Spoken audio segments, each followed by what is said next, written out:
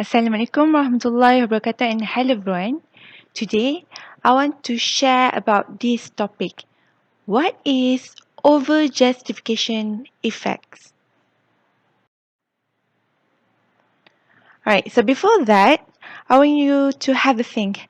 Think about a few of the things that you love to do. The things that you normally engage simply for the sheer joy and pleasure of it. And you do not do it because of some type of outside reinforcement or external incentive. So basically, think of the things that you love to do because you wanted to do it for yourself.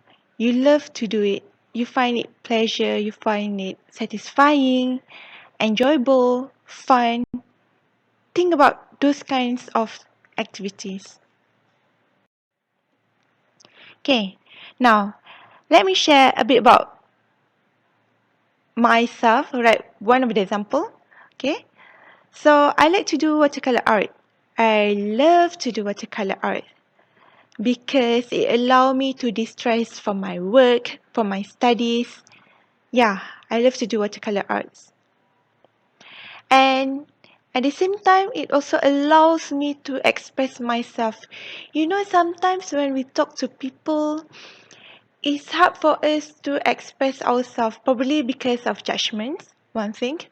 Or maybe it's hard to express ourselves verbally or with words. So I find watercolor art really, really helpful in expressing myself, my thoughts, or my emotions.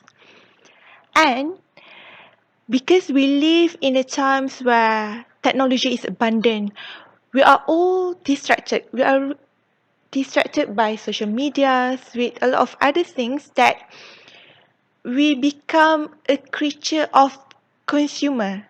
Yes, like when we buy something or when we consume things, we are so used to consume that we forgot on how to create, to produce. So with watercolor arts, it allows me to create. And I also do it because I enjoy doing it. And just like what I've said, because it allows me to create instead of consuming, which is very important. Now, this is the positive sides. So what are the negative sides? When I receive external rewards for it, for example, money. Okay, for example, if I do freelancing and get money for my watercolor arts, then there will be deadlines because I will be having real human customers. So there will be deadlines because people want their artwork at certain time. And it is very fast paced as compared to when I do it for fun, for enjoyment. Because people want it fast, alright? Because there's deadline.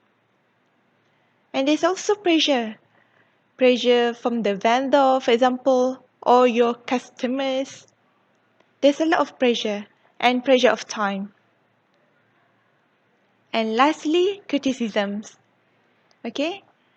When you start to receive external rewards for the things that you love to do, you will also receive criticisms because, of course, people, customers want to receive the best on their part. So they will criticize your artwork. For example, in my part, maybe they criticize that my artwork is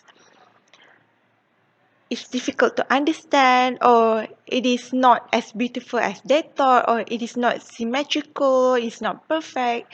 There's a lot of criticism. So that's why I want to share about overjustification effects.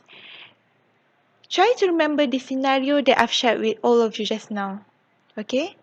Things that I love to do and what happens after I've received external rewards, external gains for the things that I love to do. Again, what is overjustification effects? It is a phenomenon in which being rewarded for doing something diminishes, reduces our intrinsic motivation to perform a behavior or to participate in an activity. Okay, now let's talk about the why. Why does it occurs? Why does over-justification effects occurs or take place?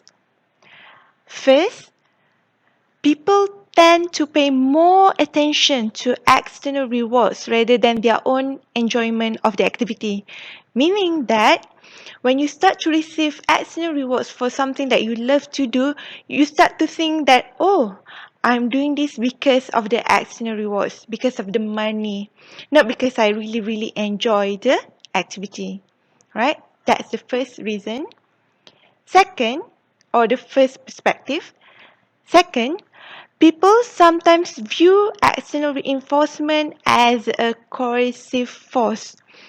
So people assume that, oh, I'm doing this only for the external reinforcement because I need the rewards. I need the gain. Alright?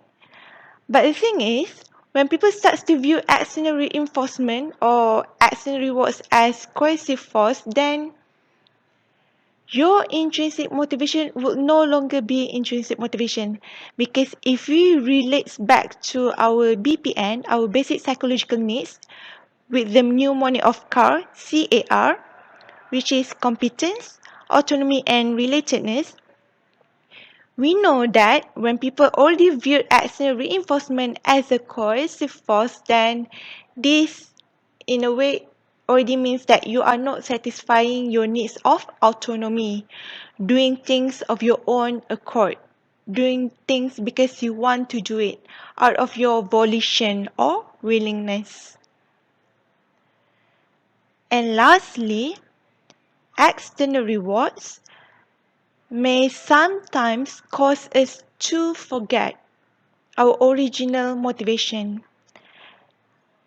and as a consequence, we feel less interested in doing it. Now, how do you reverse the over-justification effect?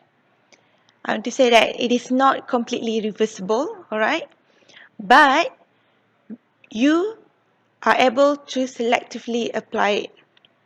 For example, we have a lot of things that we like to do or we love to do. So try to receive rewards or extrinsic motivation for activities that are more mundane, that are daunting, that we don't enjoy doing in the first place. And keep some of the activities that you love to do as hobbies without receiving any external rewards, so that you can continue doing it at your own pace and you do it simply for the enjoyment and not for the reward. And lastly, I want to conclude,